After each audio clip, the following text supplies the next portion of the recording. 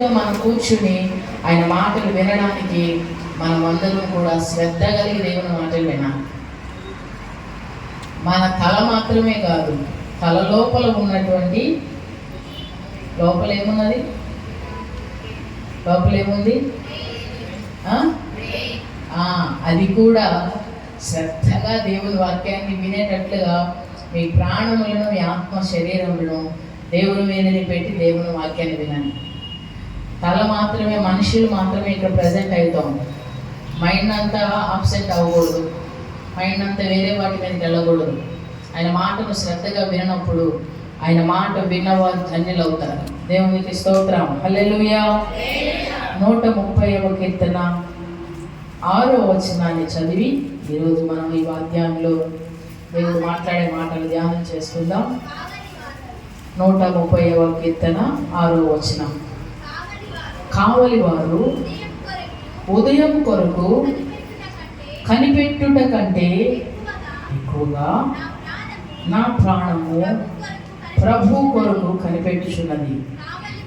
కావలి వారు ఉదయం కొరకు కనిపెట్టుట కంటే ఎక్కువగా నా ప్రాణము కనిపెట్టుచున్నది. ఇక్కడ రాయబడినటువంటి ఈ మాట 2 సార్లు ఒకే వచనంలో 2 సార్లు దాన్ని రాయటం జరిగింది. దేవుని వాక్యంలో ఏ మాట అయినను మనకు ఏదైతే మనకు అవసరమో దాన్ని దేవుడు ప్రతి మాటను దైవ గ్రంథంలో రాయించి ఉంచాడు. 2 మార్లు ఒక విషయాన్ని నొక్కి వక్కాణించుచున్నాడు అని అంటే అది దాని విషయంలో మనం ఇంకొంచెం శ్రద్ధ పెట్టి దాన్ని మనం చదివి ధ్యానించాలి. దేవుని వాక్యంలో ఉన్నటువంటి ప్రతి మాట, బైబిల్ గ్రంథంలో రాయబడిన ప్రతి వాక్కు మన జీవితాలకు అది దీవెనకరంగా, ఆశీర్వాదకరంగా మనకు మాత్రమే కాదు, ఎంతమంది ఈ పుస్తకాన్ని, ఈ బైబిల్లో ఎంతమంది చదివినా ఎన్నడూ కూడా బోర్ కొట్టకుండా ఎప్పుడూ కొత్తగా అనిపించే గ్రంథం ఏదైనా ఉన్నది అంటే అది బైబిలే. ఎన్నో పుస్తకాలు లోకంలో ఉన్నాయి, కానీ ఒకసారి చదివిన తర్వాత మరలా దాన్ని చదవాలంటే బోర్ వస్తుంది. దాన్ని చదివిందే కదా అని అనిపిస్తుంది. కానీ దేవుని గ్రంథాన్ని మనం ఎన్నోసార్లు చదువుతూ ఉంటాం, కానీ కొత్త తరహాలో దేవుడు ఒక్కొక్కరు ప్రతిరోజు కూడా మనతో దేవుడు మాట్లాడుతూ ఉంటాడు. బైబిల్ని అందుకని చాలా శ్రద్ధ కలిగి దేవుని వాక్యాన్ని ఏం చేయాలి? శ్రద్ధ కలిగి దేవుని వాక్యాన్ని చదవాలి. కొన్నిసార్లు కొంతమంది దేవుని వాక్యాన్ని చదవాలి కనుక చదవకపోతే చదవలేదన్నట్లు అవుతుంది కనుక హడావుడిలో ఏం చేస్తారు? దేవుని వాక్యాన్ని ఒక అధ్యాయం అన్నా చదవాలి కనుక అన్నిటిలోకెల్లా చిన్న అధ్యాయం అయినటువంటి ఏ అధ్యాయం? కీర్తనలు 117 2 వచనాలు మాత్రమే ఉండే 117 తీసి అధ్యాయం చదివినట్లు అవుతుంది, బైబిల్ చదివినట్లు అయిపోతుంది, మొత్తం ముగించేసి వెళ్ళిపోతారు. దాని తర్వాత స్థానం 23వ కీర్తనకి ఇస్తారు, అది కూడా చదివేశాను అయిపోయిందని వెళ్ళిపోతారు. మహా అయితే ఇంకా బాధలో, దుఃఖంలో, ఇబ్బందిలో, అపాయంలో ఉంటే 91వ కీర్తన తీసి చదివి బైబిల్ ఈరోజు చదివేశాను అయిపోయింది. అవునా? దేవుని వాక్యాన్ని శ్రద్ధ కలిగి చదివినప్పుడు దేవుడు మనతో మాట్లాడాలనుకున్న విషయాన్ని తేటగా నీతో మాట్లాడతాడు. హల్లెలూయా. కావలి వారు ఉదయం కొరకు కనిపెట్టుట కంటే ఎక్కువగా నా ప్రాణము నీ కొరకు కనిపెట్టుచున్నది. కావలి వారు ఉదయం కొరకు కనిపెట్టుట కంటే ఎక్కువగా నా ప్రాణము కనిపెట్టుచున్నది. కావలి వారు ఉదయం కొరకు, రాత్రి వేళ డ్యూటీకి వెళ్ళినటువంటి వారు రాత్రి అవగానే వారి మనసులో వచ్చే ఆలోచన ఏమిటి తెలుసా? ఎప్పుడెప్పుడు తెల్లవారుతుందా, ఎప్పుడు వారి ఉదయకాల పనులు చేసుకోవడానికైనా లేకపోతే వారి గృహాలకు వెళ్ళడానికైనా వారి మనసులో రాత్రి అయిన వెంటనే వారి మనసులో తొలిచేటువంటి ఆలోచన ఏమిటంటే ఎప్పుడు ఉదయకాలం అవుతుందా, ఎప్పుడు తెల్లవారుతుందా అని ఉదయకాలం కొరకు కనిపెడతారు. ఎక్కువగా ఉదయం కొరకు వారు కనిపెడతా ఉంటారట. అంతకు ముందు దేవుని మందిరంలో పరిచర్య చేసేటువంటి యాజకులు దేవునితో సహవాసం చేసేటువంటి యాజకులట రాత్రంతా ఎప్పుడు అవుతుందా, ఉదయాన్నే లేచి దేవుని గుడారములో దేవుని పనులు ఎప్పుడెప్పుడు జరిగించుదామా అని ఆశతో ఆసక్తితో దేవుని పనులు దేవుని కార్యాలు జరిగించేదాని కొరకు ఉదయము కొరకు కనిపెట్టుకుని ఉండేవారట కావలేవారు. దేవుని పనులు జరిగించడానికి, దేవుని మాటలు వినడానికి, దేవుని కార్యాలన్నీ కూడా ఆచరించడానికి, దేవుని గుడారములో దైవ కార్యాలను జరిగించేదానికి వారు ఉదయకాలం కొరకు ఎదురు చూసేవారట. అందుకని కావలి వారు ఉదయము కొరకు కనిపెట్టునట్లుగా నా ప్రాణము నీ కొరకు కనిపెట్టుచున్నది. ఈ రోజున మనం చాలా వాటి కొరకు కనిపెడుతూ ఉన్నాం, చాలా వాటి కొరకు ఆశతో కనిపెడుతున్నాం. నా ప్రాణము ప్రభు కొరకు ఎలా కనిపెడుతున్నది తెలుసా? ఎలా కనిపెడుతుంది? ఉదయకాలమునే ప్రభు కొరకు కనిపెట్టుట అంటే ఏమిటి? ఉదయమునే అనగా ఆరంభము అనేది ఉదయకాలమే, ఆరంభమే, స్టార్టింగే. మొట్టమొదటిగా నేను ప్రభువు కొరకు, ప్రభువుని చూడట కొరకు, ఆయనను ఘనపరుచుట కొరకు, ఆయన్ని స్తుతించుట కొరకు, ఆయన నామాన్ని హెచ్చించుట కొరకు నేను కనిపెట్టుచున్నాను. సాధారణంగా కొంతమంది చేసేటువంటి కార్యాలు ఎలా ఉంటాయంటే ఉదయకాలం అంతా అందరితోనూ కనిపెట్టి, అందరితోనూ మాట్లాడి అంతా అయిపోయిన తర్వాత రాత్రి సమయం వచ్చిన తర్వాత అప్పుడు ఏమంటారు? ప్రభువా నాతో మాట్లాడు. రాత్రి సమయానికి వచ్చినప్పుడు పడుకునే ముందు నాతో మాట్లాడు ప్రభువా అంటారు. ఆ సమయంలో దేవుడు ఏం మాట్లాడతాడు? దేవుడు ఏం మాట్లాడతాడు చెప్పండి? ఇప్పుడు ఏం మాట్లాడలేమ్మా, నువ్వు పడుకోయిక. అర్థమవుతుందా? ఇప్పుడు ఏం మాట్లాడతాను? నువ్వు ప్రజెంట్ పడుకో. అందరితోనూ మాట్లాడటం అయిపోయిన తర్వాత దేవుడు ఏం మాట్లాడతాడా అని రాత్రి పడుకునే ముందు ప్రభు మాట కోసం ఎదురు చూసేవారు లేరు? ఉన్నారా? అది ఆశతో ఎదురు చూడటం అంటారా? కాదు. మనం అన్నీ అయిపోయిన తర్వాత అప్పుడు చూస్తాం. అప్పుడు దేవుడు నీతో ఏం మాట్లాడతాడు? ఏం మాట్లాడతాడు? ప్రతి ఉదయమునకు కావలసినటువంటి వాక్కు దేవుడు నీకు ఇస్తాడు. ఆయన ఇవ్వాలి అని అంటే ఉదయముననే నీవు దేవుని యొక్క గ్రంథాన్ని శ్రద్ధ కలిగి దేవుని వాక్యాన్ని చదవాలి. ఉదయము లేచి ప్రభు సన్నిధిలో మనం కనిపెట్టి మనం ప్రార్థన చేసినప్పుడు కావలి వారు ఉదయం కొరకు కనిపెడుతున్నారట. ఉదయం కొరకు ఎలా కనిపెడతారో ఆశతో, ఎప్పుడు ఉదయం అవుతుందా, ఎప్పుడు వెళ్ళిపోవాలా, ఎప్పుడు వారి ఇంటికి చేరాలని వారు ఎలా అయితే ఆశపడతారో మనము ప్రభువుని స్తుతించడానికి, దేవుని వాక్యాన్ని ధ్యానించడానికి, దేవుని ఘనపరచడానికి మన ప్రాణము అంతగా ఆశ పెట్టుకోవాలి. ప్రభుత్వ పథకాలు ఎప్పుడెప్పుడు నెరవేరుతాయని ఏం చేస్తారు? ఆశతో పథకం వచ్చింది కానీ మా దాకా రాలేదు, ఇంకా పథకాలు వచ్చినాయి కానీ మా వరకు రాలేదండి. ఆశ. ఇప్పుడు లేడీస్ అందరికీ, స్త్రీలందరికీ కూడా ఉచిత బస్సు ప్రయాణం. నేను కూడా ఒకసారి బస్సు ఎక్కితే, అవునా, ఆశ. ఉచితంగా పెట్టారు కనుక వెళ్ళాలని ఆశ. మా వరకు రావాలి. దేని కొరకు మనం కనిపెడతా ఉంటాం? ప్రభు మాట కొరకు. నా ప్రాణం అయితే ప్రభు కొరకు కనిపెడుతుంది. ఎందుకని ప్రభు కొరకు తన ప్రాణం అంతగా కనిపెడుతుంది? 3వ వచనాన్ని చదువుదాం. యెహోవా నీవు దోషములను కనిపెట్టి చూసిన ఎడల ప్రభువా ఎవడు నిలవగలడు? అయినను జనులు నీ యందు భయభక్తులు నిలుపునట్లు నీ యొద్ద క్షమాపణ దొరుకును. జనులు నీ యందు భయభక్తులు నిలుపుకొనున్నట్లు నీ యొద్ద క్షమాపణ దొరుకును. దోషములను కనిపెట్టి చూచిన ఎడల ఆయన యందు ఎవరు నిలవగలరు? ఎవరు ఆయన ముందు నిలవగలరు? మనం చేసినటువంటి తప్పిదములన్నిటినీ, దోషాలన్నిటినీ ప్రభు అలాగనే ఉంచేసిన ఎడల ఆయన ముందు మనం నిలవగలమా? నిలవలేదు. మనం చేసిన అతిక్రమములన్నిటినీ, చిన్నతనం నుండి పుట్టిన దగ్గర నుండి మనం చేసిన కార్యాలన్నిటినీ కూడా దేవుడు అలాగే ఉంచిన ఎడల మనం ఆయన ముందు నిలవగలమా? నిలవలేదు. దోషములను నీవు కనిపెట్టి చూచిన ఎడల ఎవరు కూడా నిలవలేము. అయితే నీ యందు భయభక్తులు నిలుపునట్లుగా నీ యొద్ద ఏం దొరుకుతుంది? ఏం దొరుకును ఆయన దగ్గర?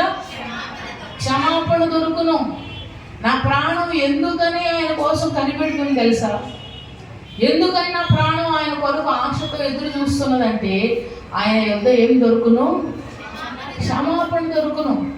క్షమించడానికి సిద్ధమైన మనసు కలిగిన దేవుడు. క్షమాపణ దొరుకును ఆయన దగ్గర. మన దోషములను ఆయన కనిపెట్టి చూడరట. మన దోషములను ఆయన అలాగనే ఉంచేస్తే మనం ఆయన ముందు నిలిచేవారు కాదు. చాలామంది వారి తప్పిదములను వారి పాపములను ఒప్పుకుంటారు. ఒప్పుకున్న తర్వాత వారు అంటారు, క్షమించాడు అంటారా దేవుడు? దేవుడు నా పాపములను క్షమించాడు అంటారు. సందేహం. క్షమించడానికి ఎంత గ్యాప్ పడుతుంది? క్షమించడానికి ఎన్ని రోజులు సమయం పడుతుంది?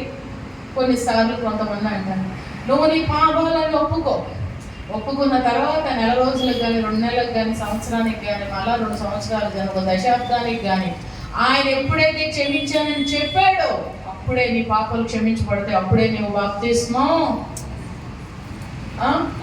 పొందాలి అని కొంతమంది చెప్తా ఉంటారు బయట. కొంతమంది అలా మాట్లాడే వారు కూడా ఉన్నారు. రక్షణ, దేవుడు అనుగ్రహించే రక్షణ నిశ్చయత, నీ పాపములు నీ ఒప్పుకున్న ఆ క్షణమే దేవుడు దానిని ఏం చేస్తాడు చెప్పండి?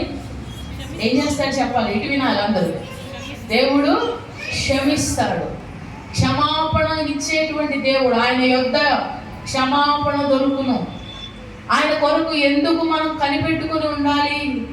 ఆయన యొద్ద క్షమాపణ దొరుకును. యూదులు భోజనం చేసేటప్పుడు వారికి ఒక పద్ధతిని అవలంబించేవారు. ఒక టేబుల్ ఉంటుంది, దాని చుట్టూ వారందరూ కూర్చుని ఉంటారు.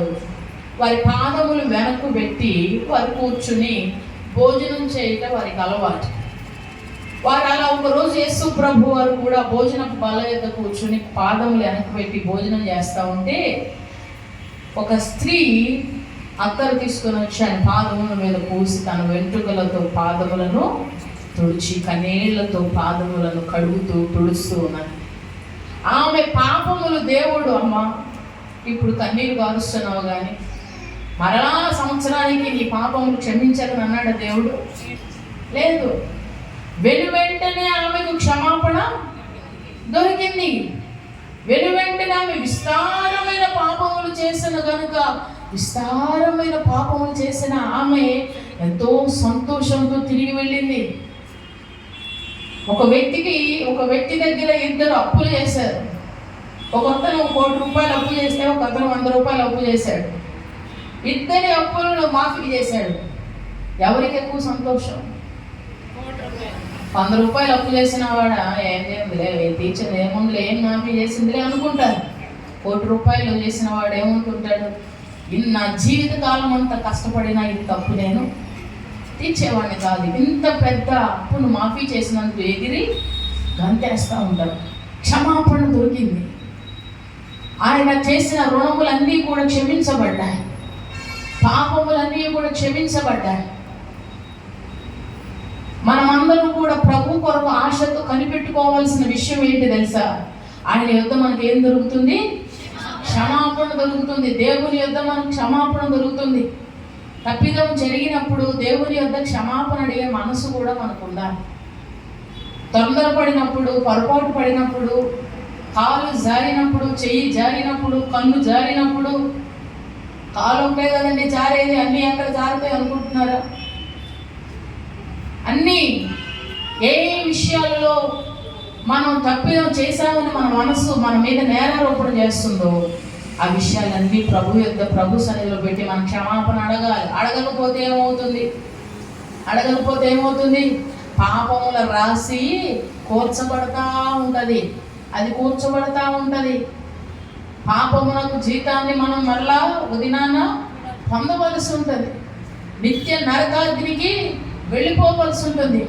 అందుకని క్షమాపణ అనేది మనం నేర్చుకోవాలి. మన దేవుడు క్షమాపణ కలిగిన వాడు, క్షమించుటకు సిద్ధమైన మనసు కలిగిన వాడు. ఎంతటి విస్తారమైన పాపములు చేసిన వారైనను వారిని దేవుడు క్షమిస్తాడు. అలా అని క్షమించేవాడు కనుక మరలా తిరిగి పాపం చేయదువా?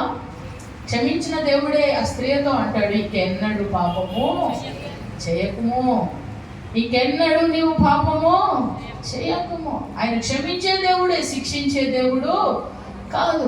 శిక్షించే దేవుడు కాదు. ఆయన దోషములను కనిపెట్టి చూసిన ఎడల మనం ఎవరు కూడా ఆయన ముందు. ఈ గ్రామంలో నీకు బస ఏర్పాటు చేస్తామని చెప్పి సుగాలను ఊరికి వచ్చి బస ఏర్పాటు చేస్తామంటే ఆ ఊరి ప్రజలు ఆయనకు స్థానం ఇవ్వలేదు. మా ఊరిలో ఆయన ఉండడానికి వీల్లేదు, మా ఊరిలో ఆయన నివసించడానికి వీల్లేదని ఆయన రానివ్వలేదు. అప్పుడు శిష్యులు అన్నారు, ప్రభువా నువ్వు ఒక్క మాట ఆజ్ఞాపిస్తే ఆకాశంలో అగ్ని దిగి వీరిని దహించి వేయినట్లు కాల్చి వేయినట్లుగా ఆజ్ఞాపిస్తామన్నారు. అప్పుడు ప్రభు అన్నాడు, భలే ఆలోచనలు వచ్చినాయి మీకు వచ్చిన ఐడియాలు నాకు కూడా రాలేదు, కొనసాగించుడి అన్నాడు. ఆయన క్షమించే దేవుడు, సమయం ఇచ్చే దేవుడు. తిరిగి వారు మరలా ఆ సత్యాన్ని తెలుసుకుంటారని సమయం ఇచ్చే దేవుడే కానీ, క్షమించే దేవుడే కానీ శిక్షించే దేవుడు కాదు. మన దేవుడు మనల్ని శిక్షించడానికి రాలేదు. మన దేవుడు మనం చేసిన ప్రతి తప్పిదమును క్షమిస్తూ ఉన్నాడు గనుకే మనం ఇలాగునా ఉన్నాం. మన దోషములను ఆయన కనిపెట్టి చూచిన ఎడల మనం ఆయన ఎదుట నిలవలేము. క్షమాపణ కలిగిన దేవుడు, అందుకని క్షమించే దేవుడు. ఆయన కొరకు మనం కనిపెట్టుకోవాలి, ఆయన కొరకు మన ఆశతో కనిపెట్టుకోవాలి. ఆయన యొద్దనే, యెహోవా యొద్దనే మనకి ఏం దొరుకును? క్షమాపణ దొరుకును. 5వ వచనం చదువుదాం. యెహోవా కొరకు నేను కనిపెట్టుకొనుచున్నాను, నా ప్రాణం ఆయన కోసం కనిపెడుతున్నది, ఆయన మాట మీద నేను ఆశ పెట్టుకొని ఉన్నాను. దేని మీద ఆశ పెట్టుకొని ఉన్నాను? ఎందుకు కనిపెడుతున్నాను తెలుసా? నేను దేవుని దగ్గర ఆయన మాట కొరకు చెప్తాను. దేని కొరకు? ఆయన మాట కొరకు. మీలో దేవుని మాట కొరకు కనిపెట్టే అలవాటు ఎవరికైనా ఉన్నదా? దేవుని మాట కొరకు కనిపెట్టే అలవాటు, దేవుని మాట కొరకు ఆశతో ఎదురు చూసే అలవాటు. దేవుడు ఏం మాట్లాడతాడా అని. చాలామంది చాలాసార్లు మీటింగ్స్కి వెళ్తారు, చాలా పెద్ద పెద్ద సమావేశాలకు వెళ్తారు, ప్రార్థనలకు వెళ్తారు. ఒక్కొక్కరు ఒక్కొక్క ఉద్దేశం ప్రకారం వెళ్తారు. కొంతమంది భోజనాలు చేద్దామని, బాగుంటాయంట, వెరైటీగా ఉంటాయట, భోజనం చేద్దామని కొంతమంది వెళ్తారు. కొంతమంది జనాలు బాగా వస్తారంట, ఎంతమంది వస్తారో చూసి వాళ్ళందరితో మనం కూడా ఒక సెల్ఫీ దిగుదామని. అవునా కాదా? కాదా? వెళ్ళే వాళ్ళు ఉన్నారు. ప్రజలు ఎక్కువగా వస్తారట, వారందరినీ చూద్దామని వెళ్ళేవారు కొందరు. కొంతమంది అక్కడ డెకరేషన్ బాగా చేస్తారట, చాలా వెరైటీగా ఉంటాయట, అవి చూద్దామని వెళ్ళేవాళ్ళు. మ్యూజిక్ బాగా కొడతారంట, ప్యాడ్ అతను ఇట్లా జులపాలు వేసుకొని ఉంటాడంట, వాడిని చూద్దాము టీవీలో యూట్యూబ్లో బాగా ఫేమస్. మనుషులు నానా రకాలుగా ఉన్నారు. అందరూ దేని కొరకు వెళ్తున్నారు తెలుసా? ఒక్కొక్కరు ఒక్కదాని కొరకు వెళ్ళేవారు ఉన్నారు. అసలు ఏంటా చూద్దామని వెళ్ళేవారు ఉన్నారు.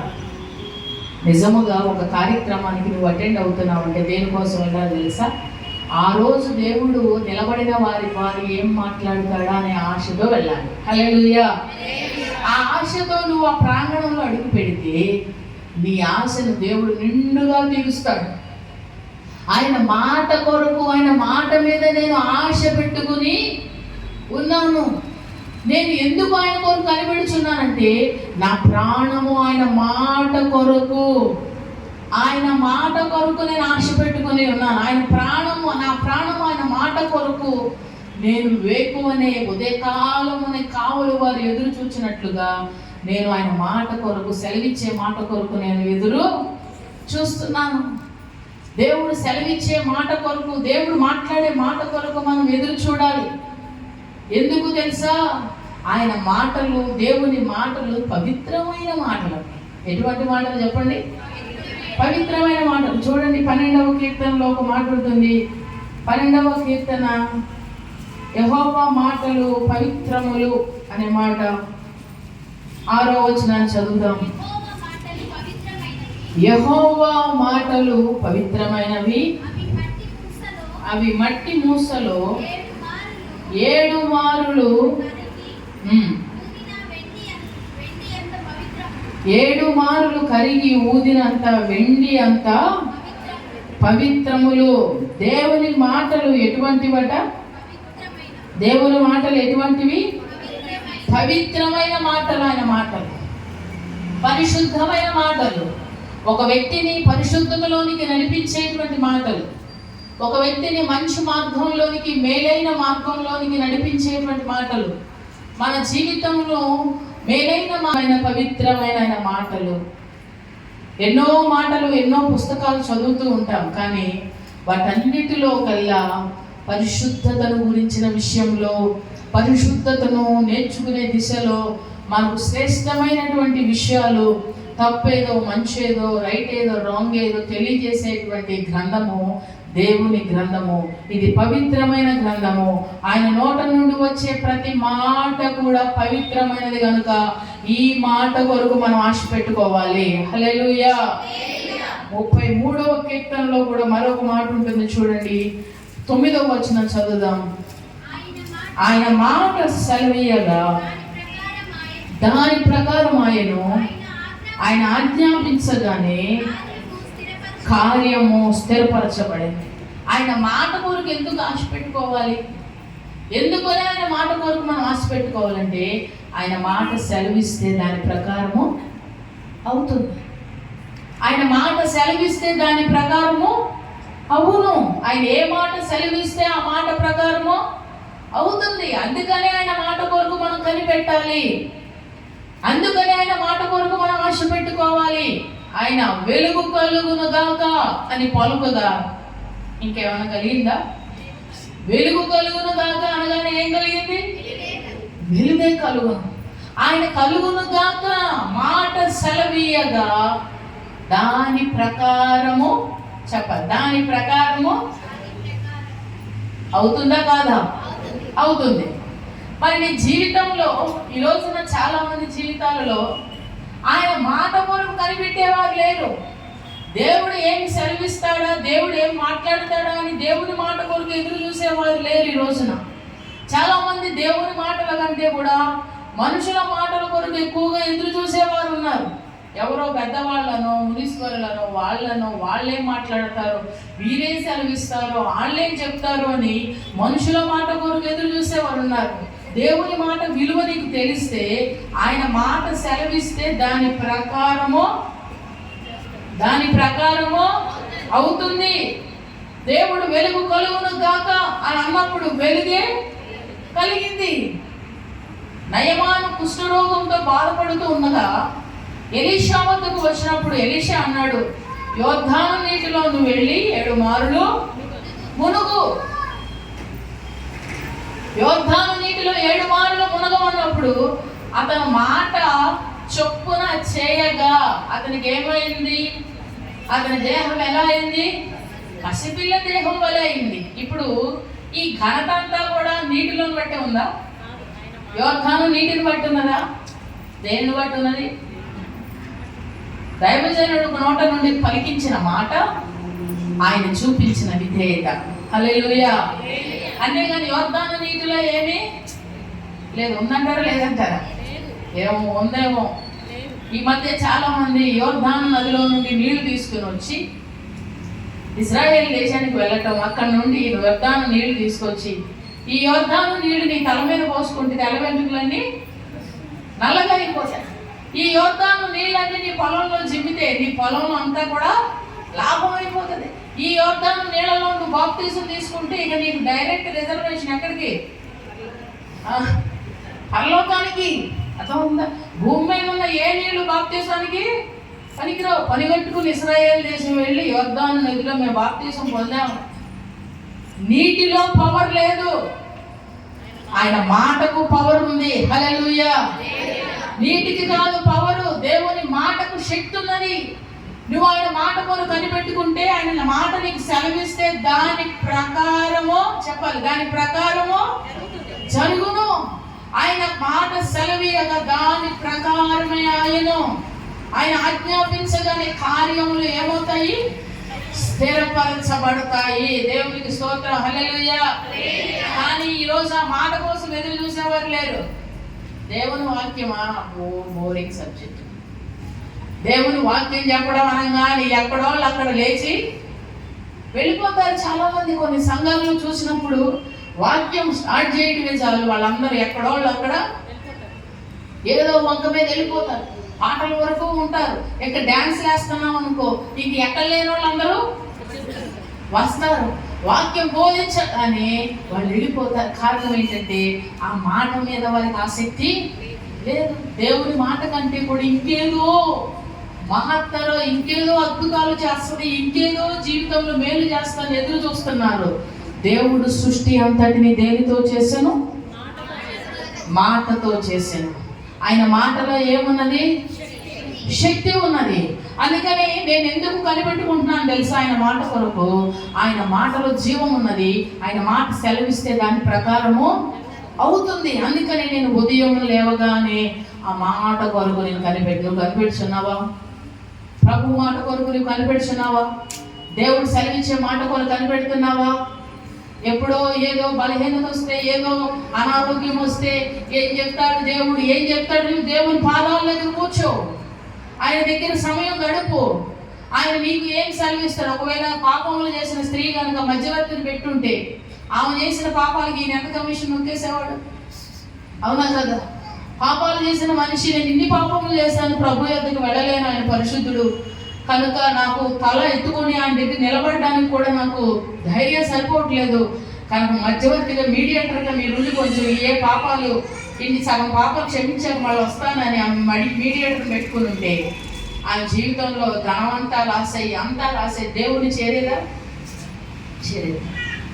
ఈరోజు దేవుడు ఆయన పాపములను సులువుగా చేరడానికి మనకు అవకాశం ఇచ్చాడండి. చాలా ఈజీగా సునాయాసంగా ఆయన చేరడానికి అవకాశాన్ని దేవుడు మనకు కలిగించాడు. అవకాశాన్ని దేవుడు మనకు ఆ విలువ తెలియట్లా. ఫ్రీగా వస్తే ఏది కూడా ఫ్రీగా వస్తే దాని విలువ. ఒకప్పుడు టికెట్ కొనుక్కుని వెళ్ళాలంటే బస్సు అమ్మో అక్కడే అని లిఫ్ట్ అని వెళ్ళేవాళ్ళం, ఎందుకని బస్ ఛార్జీ అవుతుంది. ఇప్పుడు ఫ్రీగా వచ్చింది కదా, ఎక్కడ పడితే అక్కడికి, ఎలా పడితే అలా. కొంతమంది అంటున్నారు, ఏమంటున్నారు తెలుసా?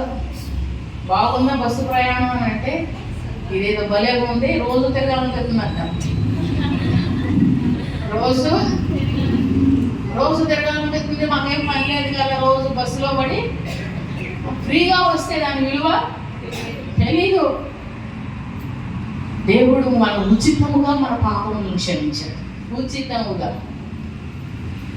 చిన్న దొంగతనం ఇంట్లో చేస్తే పిల్లలు ఉచితంగా క్షమిస్తామా? అమ్మో, మనం దేవుడు అయితే మన పనిష్మెంట్లు ఎలా ఉంటాయి చెప్పండి? మన టీచర్ అయితేనే మన పనిష్మెంట్లు చాలా దారుణంగా ఉంటాయి. మన ఎడల తప్పు జరిగించిన వారి విషయంలో తప్పును ఉచితముగా క్షమించడమా? చెప్పాలి మీరు. ఒక ఆధ్యాత్మిక సత్యాన్ని మీరు నేర్చుకోనండి. మన ఎడలో మన ఇదే తప్పు చేసినప్పుడు, ఒకసారి కాదు, 2 సార్లు కాదు, 3 సార్లు, 4 సార్లు, 10 సార్లు చేసిన తప్పుని మాటతోనే క్షమించి వదిలేస్తామా? దానికి తగ్గ పనిష్మెంట్ తప్పకుండా ఏదో ఒక రూపంలో చెప్పి హింసించి మరొకసారి నీకు క్షమాపణే చెప్పాలి. క్షమాపణే. కానీ నువ్వు మాత్రం రోజువారీ ఒక లిస్టు పట్టుకుని, ప్రభు ఈరోజు ప్రతిరోజు సాయంత్రం, ప్రతి ఆదివారం, ప్రతి శనివారం, ప్రతి నెలకు ఆయన యొక్క ఎన్నెన్నో చేసిన ప్రతి పాపం తీసుకుని వచ్చి క్షమాపణ అడిగేస్తున్నావు. ఆయన నీకు ఇంత శిక్ష విధించకుండా క్షమించున్నాడు. నీవు కూడా క్షమాపణ నేర్చుకోవాలి. హల్లెలూయా, హల్లెలూయా. క్షమించిన దేవుడు అంటాడు, నేను మీ రుణములు క్షమించిన ప్రకారం మీరు కూడా ఎదుటివారి రుణాలు ఏం చేయాలి? మీరు ఎక్కడుండి అంటున్నారు ఆ మాట? మనము దేవుడు మన రుణములు క్షమించినట్లే మనము కూడా ఎదుటివారి రుణాలు క్షమించాలంతే. క్షమించాలి. నేను క్షమించను. ఆయన కూడా ఉంటాడు, నేను కూడా నీ పాపములు అవతలకి. ఎక్కడికి చూపిస్తాం? ఎక్కడ మన ముఖాన్ని చూపిస్తాం? మన పాపములు క్షమించబడాలంటే చెప్పాడు దేవుడు పత్రికలో, మీరు కూడా హృదయపూర్వకంగా నీ సహోదరుని పాపములు క్షమించాలి. క్షమించాలి. తప్పు చేయని మానవుడు ఎవరండి? నేనే తప్పు చేయలేదండి, అసలు నేను ఒక్క తప్పు కూడా చేయలేను, అన్నింటిలో పర్ఫెక్ట్. అది నీ మట్టికే నీకు అనిపిస్తుంది. సామెతల్లో ఉంటుంది, ఒకరి ప్రవర్తన వారి దృష్టికి న్యాయంగా కనబడుతుందంట. ఎలా కనబడుతుంది? న్యాయంగా నా దృష్టికి నేను జరిగించినది న్యాయం. నా దృష్టిలో అది చాలా న్యాయం కనబడు, కానీ ఎదుటివాని దృష్టికి అది అన్యాయంగా కనబడు. వాని దృష్టికి వారు జరిగించిన న్యాయం, కానీ నా దృష్టికి అన్యాయంగా కనబడుతుంది. ఎవరు కూడా ఈ లోకంలో ఒక్క తప్పు కూడా చేయకుండా పరిశుద్ధులుగా పవిత్రులుగా ఎవరు కూడా జీవించరు. కానీ ప్రతి వారిని ఆయన క్షమించుచున్న ప్రకారమే మనము కూడా మన తోటి వారిని మనం ఏం చేయాలి? క్షమించి విడిచిపెట్టేయాలి. వాటిని పదే పదే మనం జ్ఞాపకం చేసుకోకూడదు, పదే పదే వాటిని మనం తలుచుకోకూడదు, పదే పదే ఎత్తి చూపించకూడదు. ఎందుకనగా దేవుడు చెప్పిన మాట, ఆయన మన పాపములను ఎత్తి చూపించినప్పుడు, మన పాపములని సముద్ర అగాధంలో పడవేసినప్పుడు మనము కూడా ఎదుటి వారి విషయంలో వాటిని పడవేసేవారుగా ఉండాలి. కానీ పాడవేసిన వాటిని మరలా పైకి తీసుకుని వచ్చి వాటిని తవ్వి వాటిని చూసుకుంటూ జ్ఞాపకం చేసుకుంటూ పొరపాటును కూడా ఉండకూడదు. కోసం పరిగెడుతున్నావు. ఎవరి మాట సెలవిస్తే నీ జీవితంలో సెలవిచ్చినట్లే జరుగుతుందో ఆ మాట మీద నీకు ఆశ లేని ఎడల నీ జీవితంలో నువ్వు దేనిని కూడా పొందుకోలేవు. ఎవరో మాట్లాడాలని ఈరోజు యవనస్తులైన బిడ్డలు చాలా మంది జీవితాల్లో చాలా పాడైపోతూ ఉన్నాయి.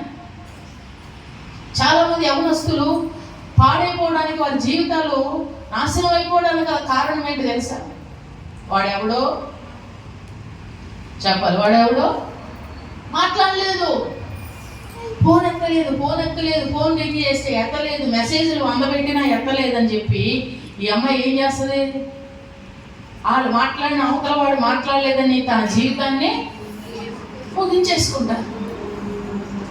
పనికి మారిన వ్యర్థమైన మాటలు వినడానికి మీరు ఆసక్తి, ఏ మాత్రం ఉపయోగం లేని మాటల మీద ఆశ పెట్టుకోవద్దు.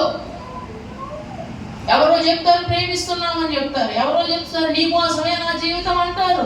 క్షణమాత్రం ఆ ప్రేమలో సత్యం ఉండదు, ఆ ప్రేమలో నిజం ఉండదు, ఆ ప్రేమలో పవిత్రత ఉండదు, ఆ ప్రేమలో యథార్థత ఉండదు.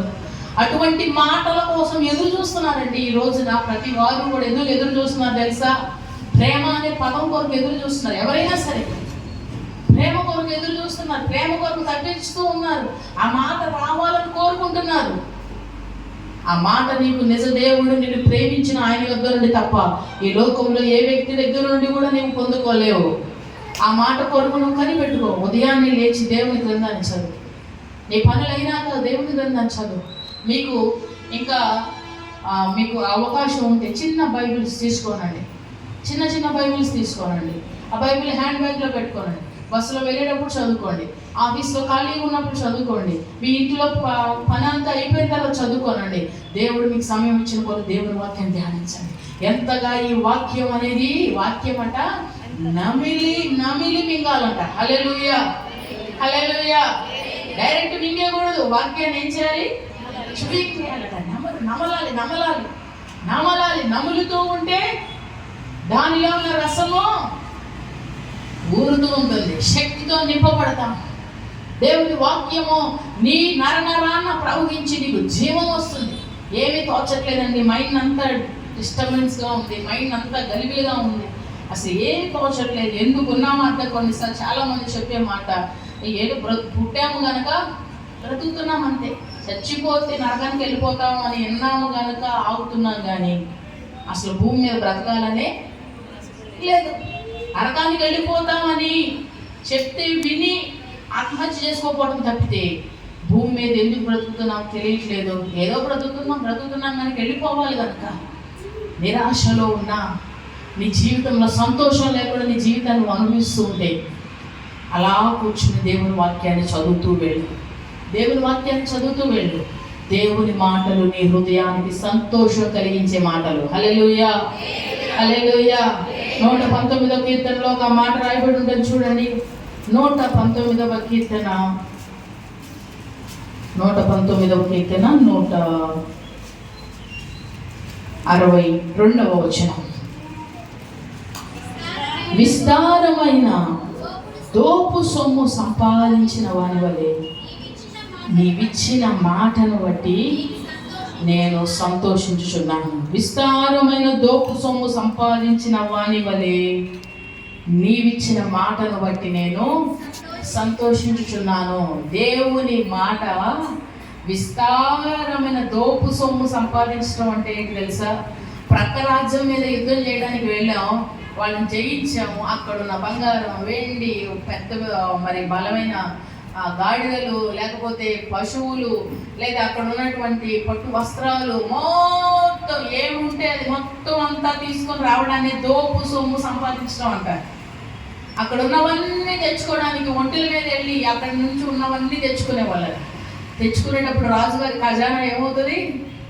నిండిపోతూ ఉంటుంది. రాజుగారి ఖజానా చూసినప్పుడల్లా ఆయన హృదయంలో సంతోషము, ఆనందం కలుగుతుంది.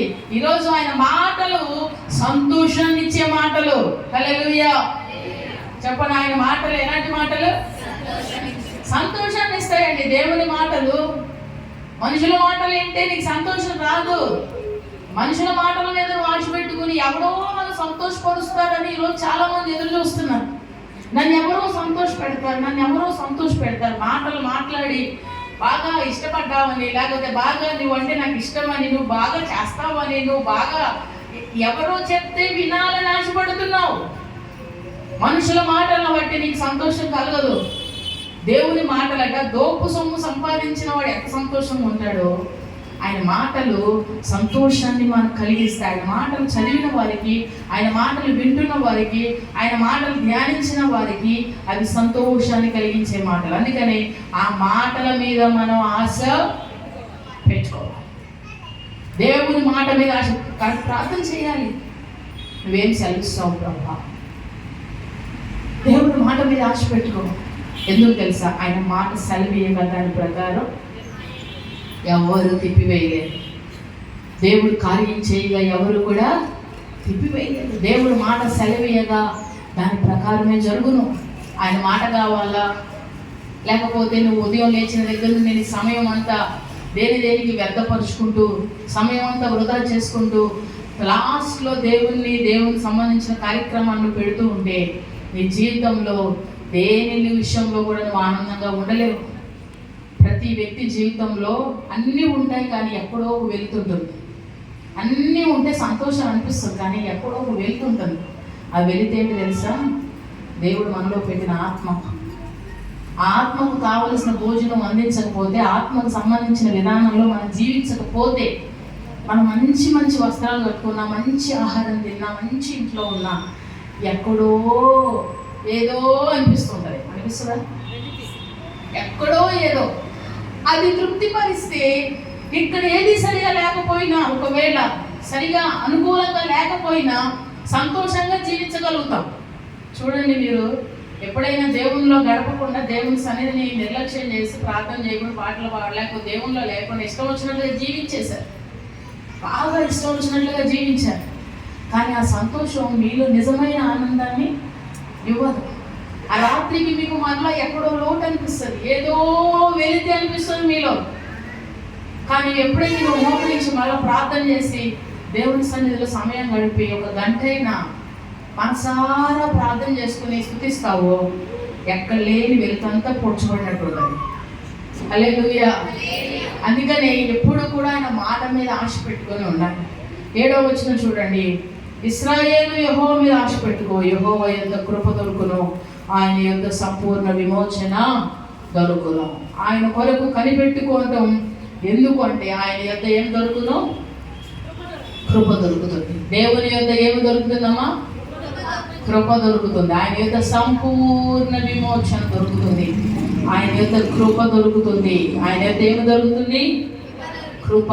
కృప కృప అర్హత లేని వారికి, దాని విషయంలో ఏమాత్రం కూడా యోగ్యత లేని వారికి అనుగ్రహించబడే కృప ఆయన ఎంత దొరుకుతుంది. కనుక ఆ కృప కొరకు మనం అలా కనిపెట్టుకోవాలట.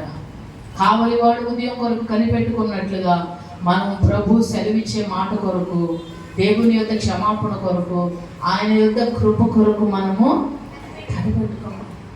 పౌలు గారు అంటారు, నేను ఏమై ఉన్నానో అది ఆయన కృప వలనే. నేనేమై ఉన్నానో అది ఎవరి కృప వలన అయి ఉన్నాను. ఏమై ఉన్నానో ఎవరి వలన? పౌలు గారు అతిశయించాలంటే ఆయనకి చాలా ఉన్నాయి. పౌలు గారు చదువు కానీ, ఆయన గమలీయేలు పాదాల దగ్గర నేర్చుకున్న విధానం కానీ, ఆయన స్పెషల్ చాలా అంటే చాలా ఉన్నాయి, ప్రత్యేకతలు చాలా ఉన్నాయి, అతిశయించడానికి చాలా ఉన్నాయి. కానీ ఆయన అంటాడు, నేను ఏమై ఉన్నానో అది ఆయన కృప వల్లనే అయ్యా. బలహీనత వచ్చినప్పుడు అంటాడు, ప్రభా ఈ బలహీనత అన్నప్పుడు నా కృప నీకు చాలు, నా కృప నీకు చాలు. ఆ కృప కొరకు నువ్వు కనిపెట్టుకోవాలి. దేవుని కృప సంపూర్ణతగా, సంపూర్ణమైనటువంటి ఆయన కృపలో నుండట మనం అడిగే వాటికంటే, మనం ఊహించే వాటికంటే అత్యధికంగా శక్తి కలిగిన దేవుడట. హల్లెలూయా. ఆయన కృప ద్వారా మనం పొందుకునేవి ఏమిటి తెలుసా? అత్యధికంగా చేయు శక్తిని మనం పొందుకుంటామట. మనం అడిగే వాటికంటే, ఊహించే వాటికంటే. ఈ ముళ్ళు నాలో ఉన్నదయ్యా, ఈ బలహీనత నాలో ఉన్నది.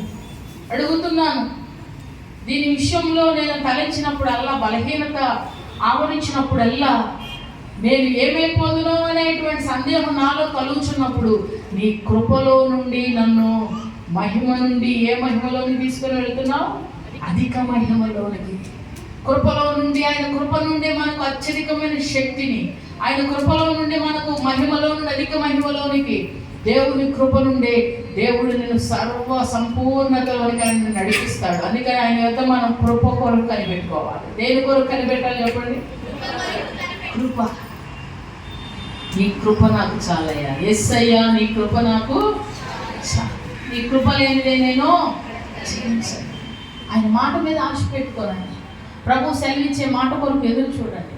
మాట మీద, ఆ మాట దేవుడు నెరవేర్చే వరకు ఆ మాట మీద ఆశ పెట్టుకో. ఎవరో నువ్వు మాట ఇచ్చావుగా, నువ్వు మాట ఇచ్చావుగా, నువ్వు మాట ఇచ్చావుగా అని అంటే, మాట ఇచ్చాను, మాట ఒట్టు తీసి గట్టు మీద పెట్టేస్తాను.